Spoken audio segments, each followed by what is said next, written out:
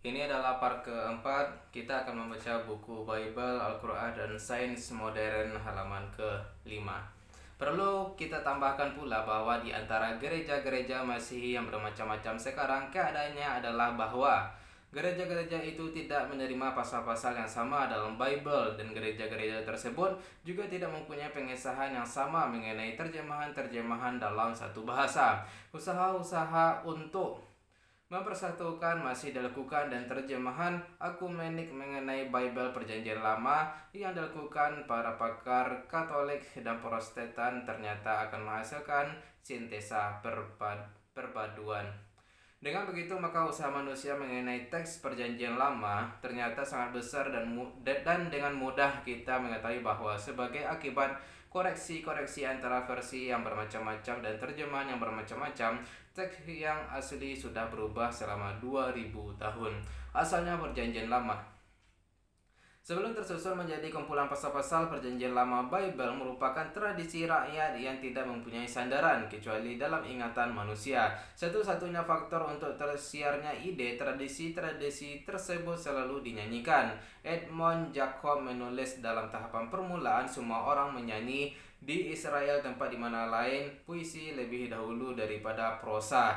Nyanyian itu mempunyai bermacam-macam ekspresi tergantung kepada kejadian-kejadian dalam sejarah dengan antusiasme yang memuncak atau putus asa yang menenggelamkan.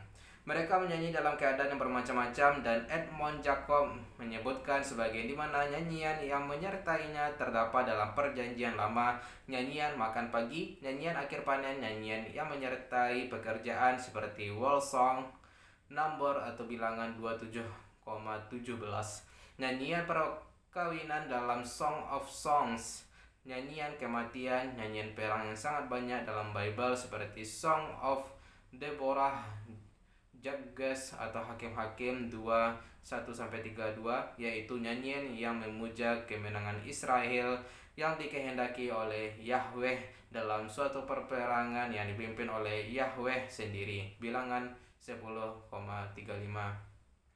Ketika peti suci sudah pergi, Musa berkata, "Bangunlah Yahweh, mudah-mudahan musuh-musuh tercerai-berai, mudah-mudahan mereka yang benci kepadamu akan lari tunggang langgang di hadapan wajahmu." Nyanyian-nyanyian itu juga merupakan kata-kata mutiara serta perumpamaan kata-kata yang berisi berkat atau laknat, peraturan-peraturan yang dibikin untuk memanusia oleh para nabi sesudah mereka itu menerima perintah ilah. Edmond Jacob mengatakan bahwa kata-kata tersebut diwariskan dengan jalan keluarga atau melalui rumah-rumah ibadat dalam bentuk sejarah bangsa yang terpilih oleh Tuhan. Sejarah ini kemudian menjadi dongeng seperti Fable of Jotham, Judges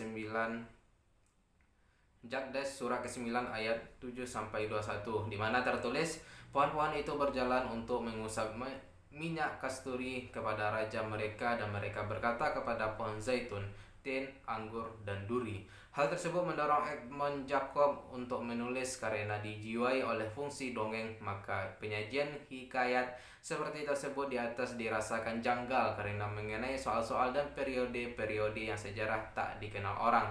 Edmond Jacob kemudian menyimpulkan, adalah sangat mungkin bahwa apa yang dikisahkan oleh Perjanjian Lama tentang Nabi Musa dan pemimpin-pemimpin agama Yahudi tidak sesuai dengan yang terjadi dalam sejarah. Akan tetapi para tukang dongeng dalam masa riwayat secara lisan sudah dapat mengisikan keindahan dan imajinasi untuk merangkai episode yang bermacam-macam, sehingga mereka berhasil menyajikannya sebagai sejarah yang nampak besar kemungkinan kebenarannya bagi pikiran-pikiran yang kritis, yaitu sejarah yang mengenai asal alam dan manusia.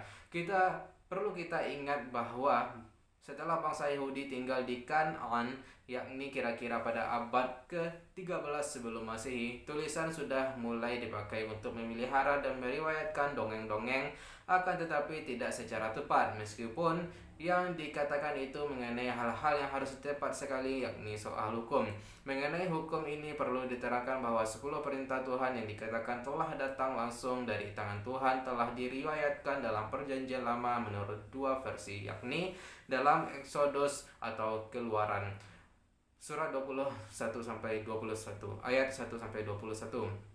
Dan Deuteronomi atau Ulangan surat kelima ayat 1 sampai 30 jiwanya sama. Tetapi perbedaan tetap ada. Kemudian muncul keinginan untuk menetapkan dokumentasi penting seperti kontrak, surat-surat, daftar orang yang kemudian mengisi kitab-kitab, pasal-pasal perjanjian lama yang sekarang ini. Dengan begitu dalam tiap-tiap pasal terdapat bentuk literal yang tercampur.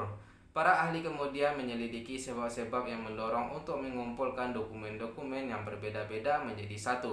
Adalah sangat menarik untuk membandingkan penyusunan perjanjian lama dengan dasar tradisi lisan dengan apa yang terjadi di bidang lain dan pada zaman yang berlainan, yaitu masa timbulnya kesusastraan primitif. Marilah kita mengambil contoh dari sastra Perancis pada zaman kerajaan Perancis. Tradisi lisan telah muncul lebih dahulu sebelum peristiwa sejarah yang besar dicatat dalam sejarah, yakni kejadian seperti perang untuk mempertahankan agama Kristen, drama tentang pahlawan-pahlawan yang kemudian diabadikan oleh pengarang-pengarang dan penulis-penulis sejarah. Dengan begitu, mulai abad ke-11 timbul nyanyian dan tarian di mana yang benar dan yang khayal menjadi satu dan menjadi suatu epik, syair kepahlawanan. Di antara epik itu termasuk adalah La Chanson de Roland, syair Roland, tentang pahlawan perang yang bernama Roland yang menjadi komandan pengawal Kaisar Charlemagne, Karl yang Agung, waktu kembali dari berperang di Spanyol. Pengorbanan Roland bukannya satu dongengan yang dibikin-bikin untuk sekedar dongengan. Pengorbanan Roland terjadi pada tanggal 5 Agustus 778, yaitu pada waktu serangan orang Basque, penduduk pegunungan Pyrenees. Karya kesusastraan tidak semata-mata bersifat legenda, tetapi mempunyai dasar sejarah. Walaupun begitu, ahli-ahli sejarah tidak memahaminya secara harfiah. Persamaan antara lahirnya Bible dan literatur agama nampaknya memang real. Hal ini tidak berarti bahwa kita menolak keseluruhan teks Bible yang dimiliki oleh orang yang mempunyai kumpulan-kumpulan buku-buku mitologi, yakni seperti yang dilakukan kebenaran bahwa Tuhan menciptakan alam, bahwa Tuhan menyerahkan 10 perintah Tuhan kepada Musa, bahwa Tuhan mencampuri urusan-urusan manusia, umpamanya pada ajaran Nabi Sulaiman. Orang dapat percaya bahwa esensi dari kejadian tersebut telah disampaikan kepada kita, akan tetapi kita harus ingat bahwa perinci penyajian soal tersebut harus diperiksa dengan teliti, dengan kritik yang ketat, karena sumbangan manusia dalam menjadikan tradisi lisan menjadi buku tertulis adalah sangat besar.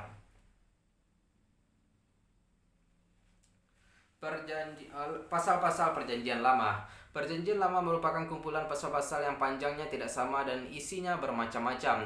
Ditulis dalam kurun waktu 9 abad dengan beberapa bahasa dan dimulai dengan tradisi lisan. Pasal-pasal itu banyak yang telah dikoreksi dan dilengkapi sesuai dengan kejadian-kejadian atau kebutuhan tertentu pada waktu-waktu yang berjauhan jaraknya antara satu dengan yang lainnya. Sangat boleh jadi bahwa munculnya literatur yang melimpah ini terjadi pada permulaan monarki Yahudi pada abad ke-11 sebelum Masehi, yaitu pada waktu timbulnya kelompok-kelompok pegawai raja yang merupakan sekretaris, yakni orang-orang pandai yang pekerjaannya tidak terbatas dalam sekedar menulis. Dari zaman itulah bermula tulisan parsial yang disebut dalam pasal-pasal sebelum ini, yakni tulisan-tulisan yang penting untuk ditetapkan waktunya, seperti nyanyi-nyanyian yang tersebut di atas, kata-kata yang diucapkan oleh Yakub dan Moses atau Musa, dan commandments, 10 perintah Tuhan, dan lebih umum lagi teks-teks legislatif yang membentuk tradisi keagamaan sebelum tersusunnya undang-undang. Teks-teks tersebut merupakan bagian yang terpisah dari sana dalam bagian-bagian Perjanjian Lama. Kemudian kira-kira abad ke-10 sebelum Masehi tersusunlah teks Yahfitz dari Pentateuch Taurat yang merupakan 5 pasal pertama. Kemudian orang menambahkan kepada teks tersebut bagian-bagian yang dinamakan versi Elohit dan versi sacerdotal. Teks Yahfitz membicarakan periode permulaan alam sampai matinya Jakob. Teks tersebut berasal dari Kerajaan Selatan Israel Selatan atau Judah. Pada akhir abad ke-9 dan pertengahan abad ke-8 sebelum Masehi, dalam Kerajaan Yahudi Utara Israel telah tersiar pengaruh kenabian Elias dan Elisa, yakni dua orang nabi yang kita jumpai tulisannya dalam Perjanjian Lama. Periode teks Elohit lebih singkat daripada teks Yahweh karena teks Elohit hanya menceritakan kejadian-kejadian tentang Nabi Ibrahim, Yakub, dan Yusuf. Pasal Joshua dan Judges, hakim-hakim juga berasal dari zaman ini. Itu saja dulu guys, besok kita akan sambung ke halaman 9. Sekian, bye-bye.